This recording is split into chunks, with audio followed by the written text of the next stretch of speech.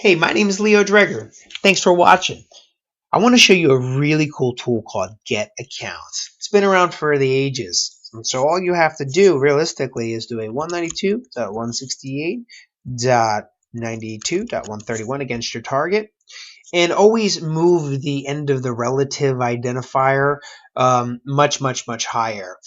Guess start right around the 1,000, so you realistically want to give yourself as many as you can here. So it depends on the size of the network that you estimate your target to be. If it's got 100,000 users, set this to 200,000. Give yourself plenty of room. So in this case, I'm just going to do 2,000 just to kind of narrow the range down a little bit, just for the specific purpose of demonstrating this. And I'm going to go ahead and say get account. It pulls the domain information, the computer name against our target.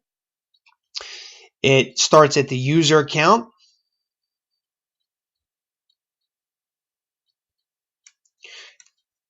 And I'm going to go ahead and expand this here so that I can show you just the information that you get. So I've got the two default accounts, administrator and guest. The full name of that. This is where I would look to see if they properly changed the default administrative account. And I know that 500 is always the administrative account, whatever this name is called. The user, the password, the different privileges on the system. So it's administrator versus user level privileges. The primary group ID that it's related to. So in this case, 513. The different accounts. Okay.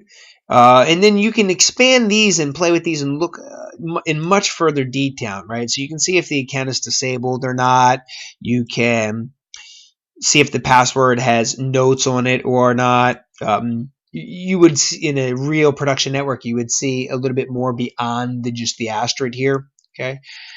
The last logon time. And notice if you look at the bottom bar here, left to right, there's quite a bit of room, so you can really scroll to the right in this specific program. So you have the last logon times, the last log off times. If the account is expired or not, I would want to know that for brute forcing. The number of logons, the number of bad password count, the specific logon hours. So if there's password restrictions, I would just note the convention here. What the logon server is, or their home directories. This is good for network file shares and paths. So if I now just go from basic user accounts, well, where are all of the user account files stored?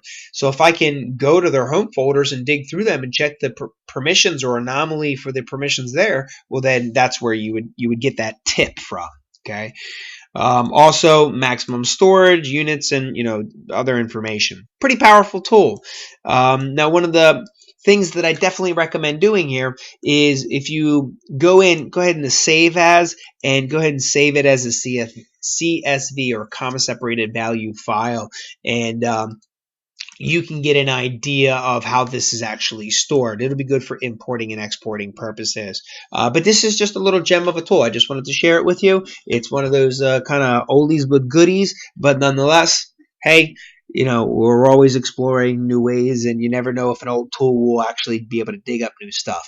All right, so my name is Leo Dreger, and thank you for watching. Don't forget to check us out on Facebook, LinkedIn, YouTube, and Twitter.